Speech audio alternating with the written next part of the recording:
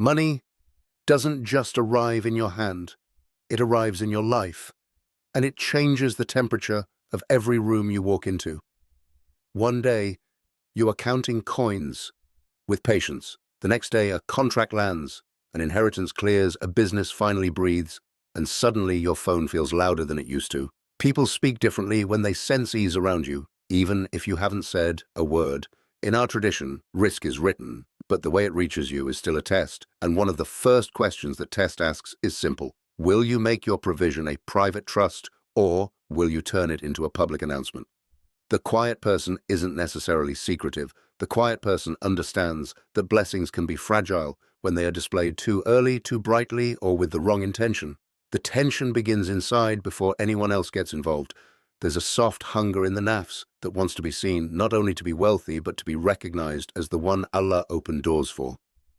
When money comes after hardship, it can feel like proof that you mattered, that you were right, that your suffering wasn't ignored.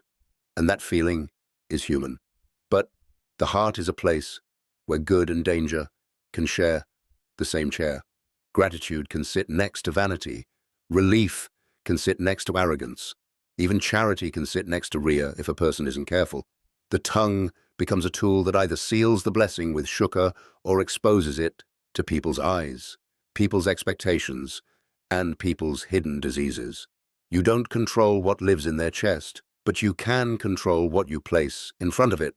Watch how two people behave when the same kind of money comes. One person rushes to narrate it, the numbers, the details, the timeline, the finally speeches. He posts hints, then full stories, then advice as if his provision was a diploma.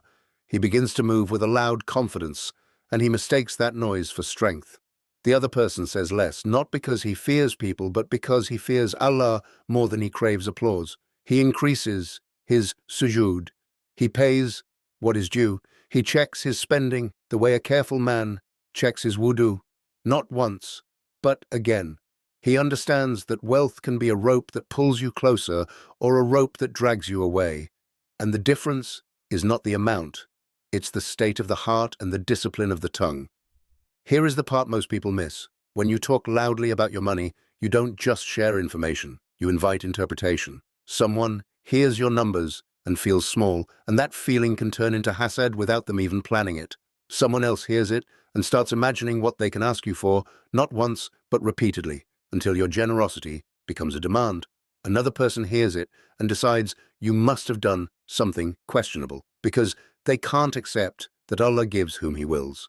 And then there are those who love you sincerely, but become careless with your privacy, telling others good news until your life becomes a public market. You can't purify every heart around you, but you can avoid handing your blessing to their tongues. In Islam, guarding what Allah gives you is part of amana, and not every good thing needs to be explained. Picture a scene that feels ordinary but reveals everything. It's after Maghrib, the masjid is emptying, shoes scraping softly, a few elders lingering with tasbih. A young man has just received a large payment, the kind that would have scared him 2 months ago. He walks out with a friend who has been struggling, and the friend asks casually, "So, how are things now?"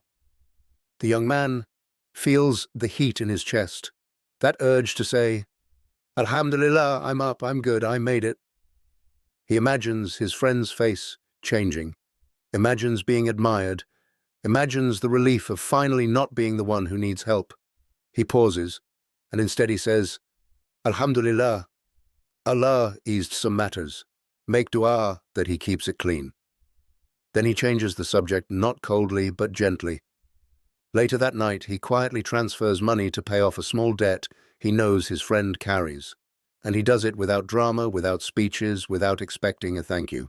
His friend sleeps lighter, never knowing the full story, and the young man's heart stays safer because he chose modesty over performance.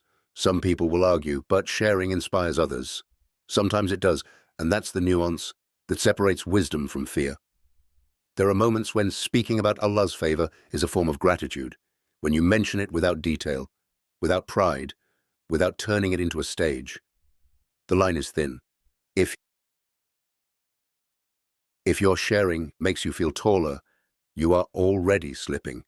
If your sharing makes you more humble, more responsible, more aware that you could lose it tomorrow, then it may be safe. And even then, the best inspiration often comes from behavior, not announcements.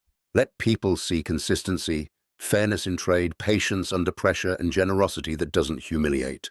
Let them see that your salah didn't shrink when your income grew.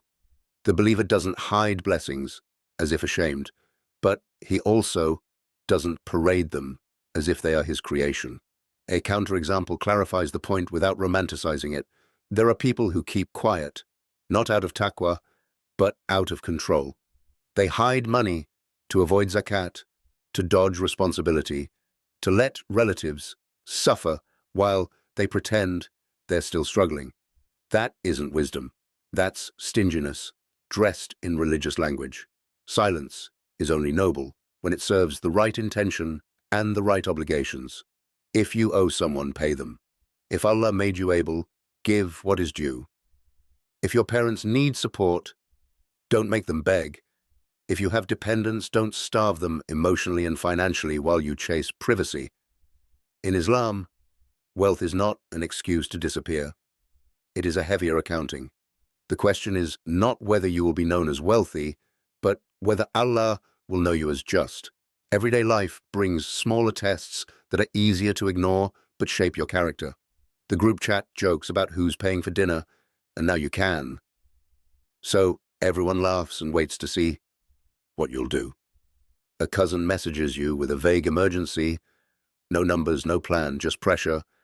A friend sends a business idea that is really a request for you to bankroll their impulsiveness. A stranger in your DMs asks for support, and you can sense the manipulation in the sweetness. These moments are where quiet wisdom matters. You learn to say yes without showing off, and to say no without cruelty. You learn to ask questions. You learn to separate genuine need from entitlement. You learn to give in a way that protects the dignity of the receiver and the sincerity of your own heart. And you learn that not every request is a sign that Allah wants you to pay. Sometimes it's a sign that Allah wants you to set boundaries. The inner work is subtler than budgeting. When money comes, your worship can become either lighter or heavier, depending on whether you see yourself as the owner or the caretaker. The Quran speaks about wealth as a fitna, and the fitna isn't only in spending too much, it's in feeling too secure. A full bank account can make a man forget how desperate du'a used to be for him. It can make him look at people from above without noticing. It can make him treat halal and haram as negotiable because he now has access. Staying wise means you keep a private relationship with Allah that isn't affected by your external comfort. You continue asking for guidance as if you have nothing. You seek barakah more than you seek digits. You remember that some money is wide but empty, and some money is modest but carries ease, health, and peace. You remember that risk isn't only what enters your hand, it is what enters your heart without corrupting it. There is also a social wisdom that feels almost prophetic in its practicality. Conceal what must be concealed and reveal what must be revealed, but do it for Allah, not for people. If you are planning a charity, keep it quiet until it is done, because intentions can get spoiled midway. If you are starting a venture, don't tell everyone before the foundation is set, because not every smile is a prayer for you. If you receive a blessing, thank Allah openly with your character, not with your bragging. And when you must speak, because someone relies on you, because you are negotiating, because transparency is required, speak with precision, not emotion. The wise person doesn't let money write his personality. He doesn't become harsh because he can. He doesn't become flashy because he can. He doesn't become paranoid either. He becomes steadier, more measured, as if he understands that Allah watched him when he was broke, and Allah watches him now with the same gaze. In the end, the quietness is not a strategy to protect your bag. It's a recognition of what money actually is. It is not proof that you are chosen. It is proof that you are being tried in a new way. Some people fail in poverty through despair and complaint, and some people fail in wealth through pride and display. The wise believer treats incoming money like rain on fragile soil. beneficial if it's absorbed with gratitude, destructive if it becomes a flood. The real sign isn't that money came, it's what came with it. If it brought you closer to Allah, softened your speech, strengthened your obligations, and made you more careful with people's hearts, then it was mercy. If it made you louder, harsher, and hungry for attention, then it was a warning dressed as a gift. The final reality is quiet. Every coin will testify, but your tongue doesn't need to rehearse that testimony for the world.